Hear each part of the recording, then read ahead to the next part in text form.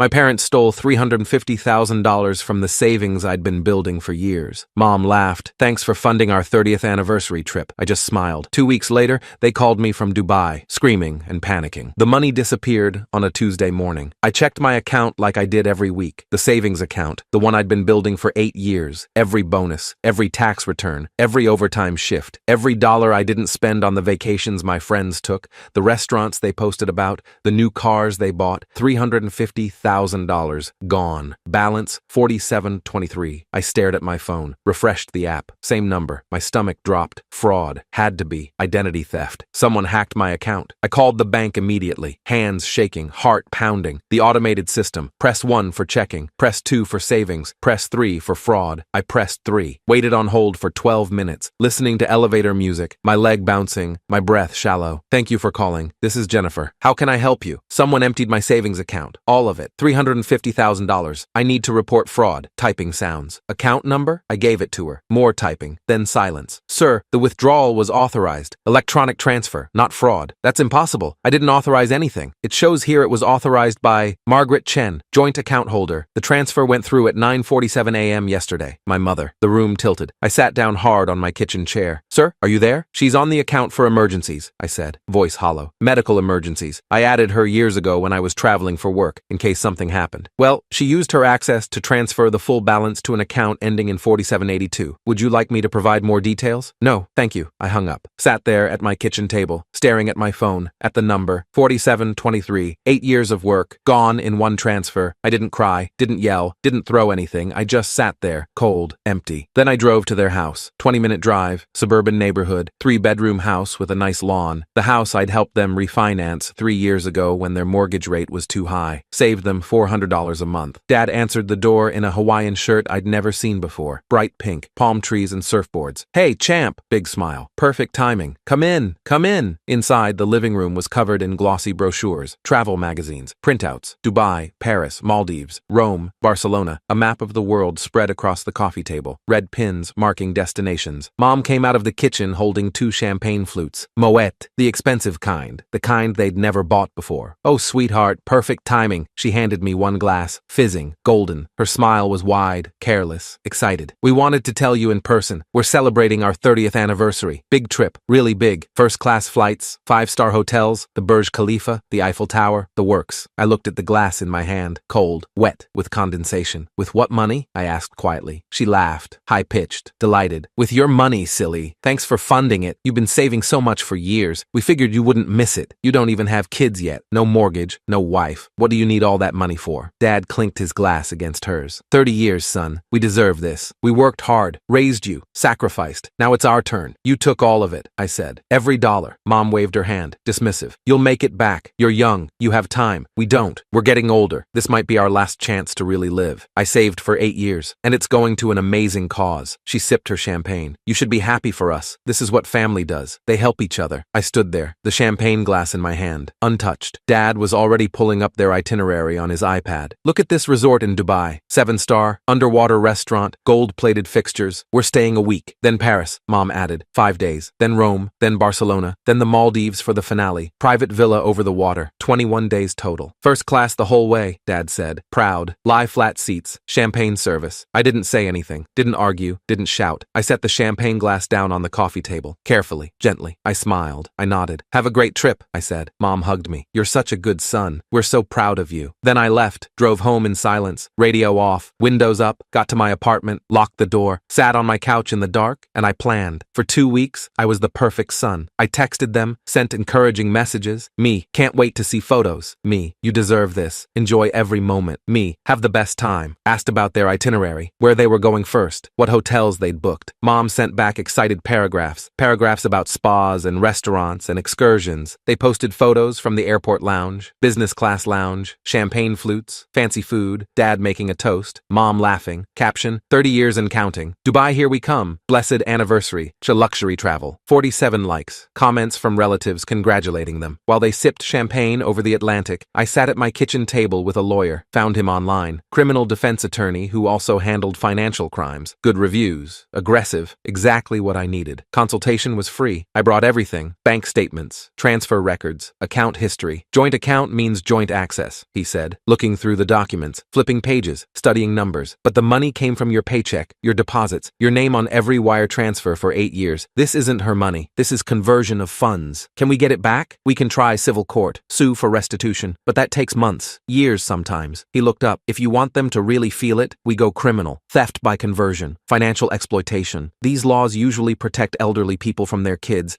but they apply both ways. You're the victim here. What would that do? Criminal complaint, police investigation, warrant. If convicted, it's a felony. They'd face jail time, and we can request an immediate asset freeze. Freeze their accounts, freeze their credit cards, stop them from spending another dollar of your money. I stared at the documents spread across the table. 8 years of bank statements, 8 years of deposits, proof of every dollar. Do it, I said. You're sure? This will destroy your relationship with them. They already destroyed it. He nodded. I'll file today. He filed that afternoon. Criminal complaint with the district attorney. Request for emergency asset freeze. Evidence package 3 inches thick. The DA's office moved fast. Assigned a detective. Reviewed the evidence. Issued the freeze. 3 days later, my parents tried to check into their 5-star resort in Dubai, the Burj Al Arab, 7-star hotel, $2,000 a night. Their credit cards declined. All 4 of them. Visa, MasterCard, American Express. All declined. They tried to call their bank. International calling. Waited on hold for an hour. Bank representative told them there was a legal hold. Criminal investigation. U.S. jurisdiction. All accounts frozen pending resolution. Their faces must have been perfect. That's when my phone rang. Mom's number. The one I hadn't blocked. The one I wanted to hear from. I answered. Put her on speaker. Set the phone on my kitchen counter. Her voice was shrill, cracking, hysterical. What did you do? I could hear Dad in the background, shouting. Let me talk to him. Give me the phone. I filed a police report, I said. Voice calm, flat, emotionless. Theft. $350,000. You took money that wasn't yours. Money I earned. Money I saved. The district attorney agreed to prosecute. We're your parents. You can't do this to us. You stole from me. You laughed about it. You said I'd make it back because I'm young. She started crying, sobbing. We're stranded. We're at the hotel and they won't let us check in. Our cards don't work. We can't get a different hotel. We can't even buy food. You have to drop the charges. Please! I let the silence stretch. I could hear Dad yelling at someone in Arabic. Hotel staff, probably. Trying to explain. Trying to negotiate. I imagined them in that 7-star lobby. Marble floors. Gold fixtures. Designer luggage at their feet. Everyone in expensive clothes. Everyone staring at the American couple causing a scene. I'm not dropping anything, I said. Please, we'll pay you back. We'll give you everything. Just call them. Call the police. Tell them it was a mistake. It wasn't a mistake. You knew exactly what you were doing. We're your parents. Her voice broke completely. We raised you. We sacrificed for you. And this is how you repay us? By leaving us stranded in a foreign country? I thought about 8 years. Every late night at the office. Every overtime shift. Every promotion I worked for. Every bonus I saved instead of spending. Every time my friends invited me on trips and I said no because I was saving. Every time I bought generic instead of name brand. Every dinner I cooked instead of ordering out. Every sacrifice I made for a future, for security, for peace of mind. And they took it, laughed about it, told me I'd make it back. Yeah, I said, I am. You're really going to do this to us? Dad's voice now. He'd grabbed the phone. Over money? You're going to send your own parents to jail over money? You stole from me.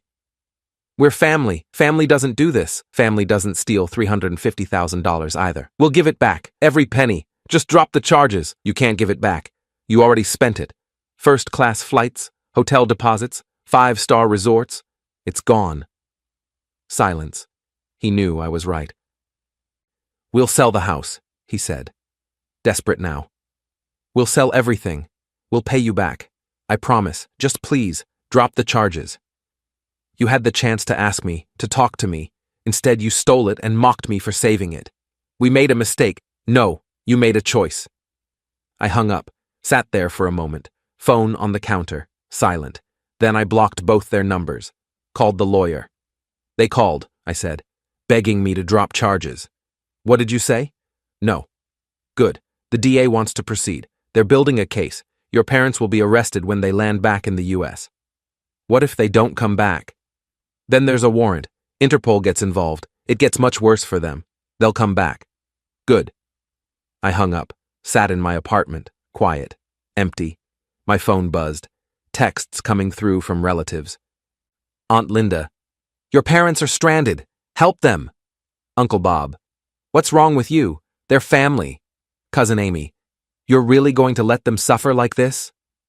I blocked them all. 2 days later, my parents posted on Facebook. Long post. Public. Visible to everyone.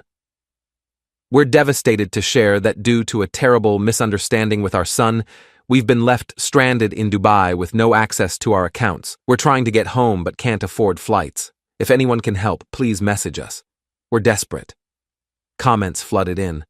Relatives offering sympathy. Friends shocked. Then someone commented, "What happened with your son?" Mom replied, "We borrowed some money from his savings for our anniversary trip. He overreacted and filed criminal charges. We're working to resolve it." I screenshot it, sent it to my lawyer. "Evidence of admission," he said. "She just confessed publicly. This helps us." The post stayed up for 6 hours, then disappeared, deleted, but I had the screenshot. 3 days later, they flew home. Coach. Cheapest tickets they could find. Borrowed money from Uncle Bob. Landed at SFO. Went through customs. Police were waiting. Arrested. Handcuffed, read their rights, booked, fingerprinted, mugshots taken, bail set at $50,000 each. They couldn't pay it. Spent 2 nights in county jail. Uncle Bob bailed them out, mortgaged his own house to do it. They went home to find their bank account still frozen, credit cards still frozen, no access to any money. The trial took 4 months. They hired a public defender. Couldn't afford a private lawyer. I showed up to every hearing, sat in the back, watched. They never looked at me. The evidence was overwhelming. Bank records, transfer history, my testimony, their Facebook confession screenshot. The defense tried to argue it was a family loan, an understanding. The prosecutor showed that there was no agreement, no discussion, no permission, just theft. The jury deliberated for 2 hours. Guilty, both counts. Theft by conversion,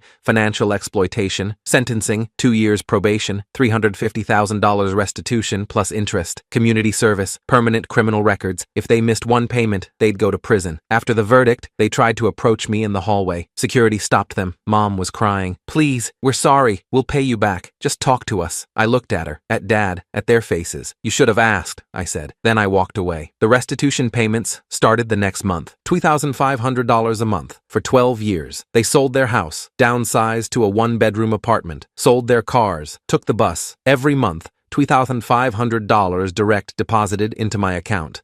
I never spoke to them again.